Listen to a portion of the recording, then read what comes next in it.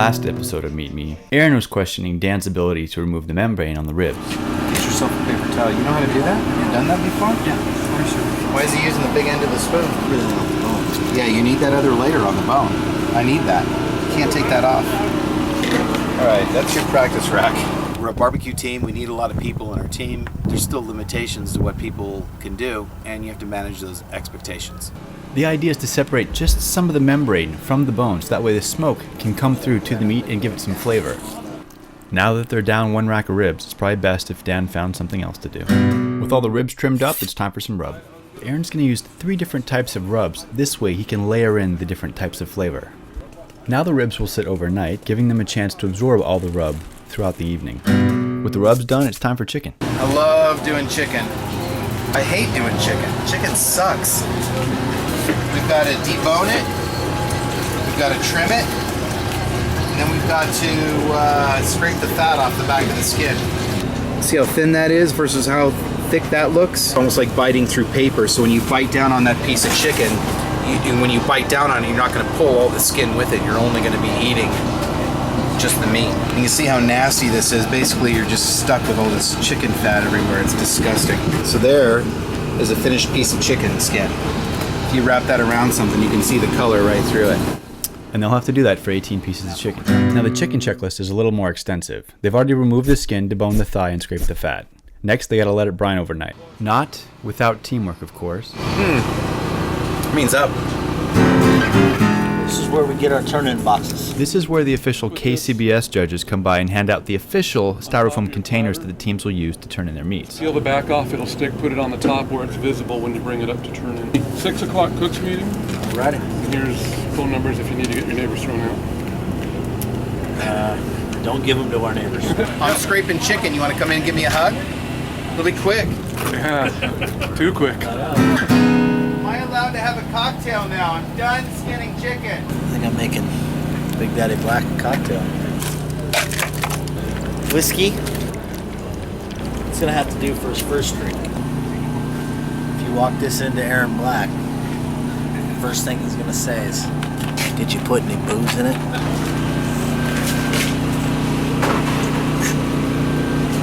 Where is that thicker component? Did you put any booze in that? No.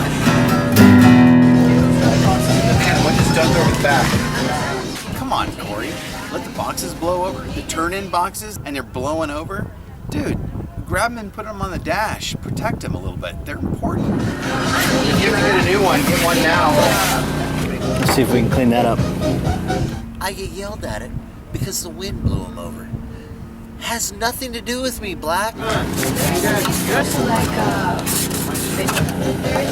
Anyways, back to the chicken. This is chicken brine.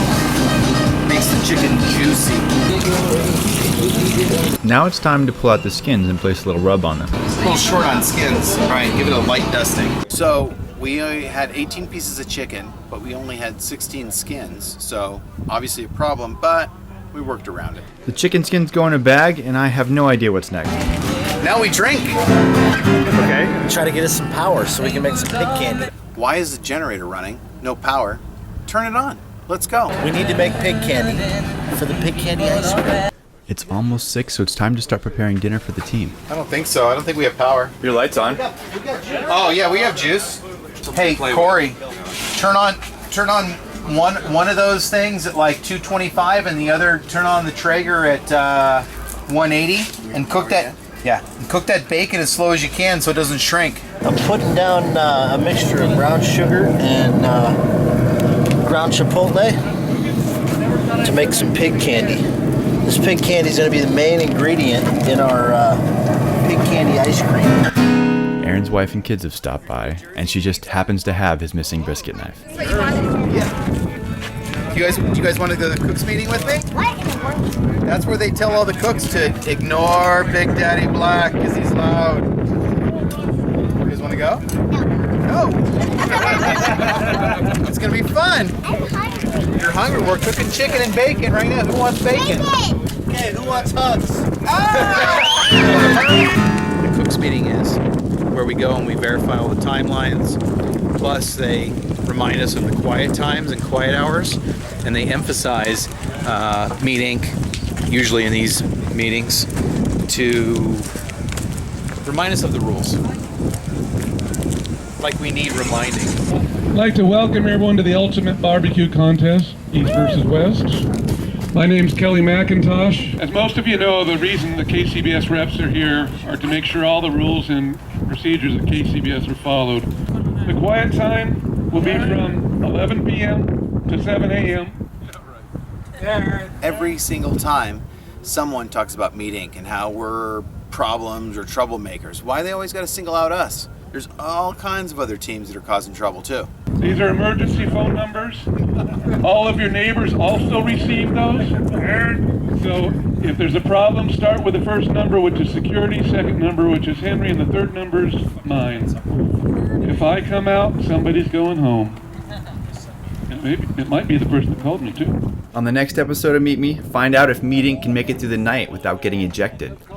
I'm Sean Rice, and this was Meet Me.